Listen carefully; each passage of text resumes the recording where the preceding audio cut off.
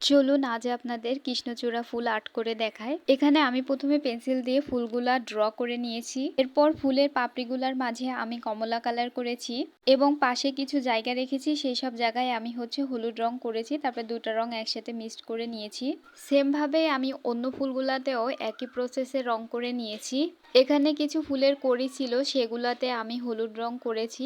তার মাঝে একটু কমলা কালার দিয়ে দুটো রং একসাথে মিক্স করে নিয়েছি। ফুলের এই অংশটাকে কি বলে আমার জানা নাই, এটাকে আমি এভাবে কমলা কালার দিয়ে রং করে নিয়েছি।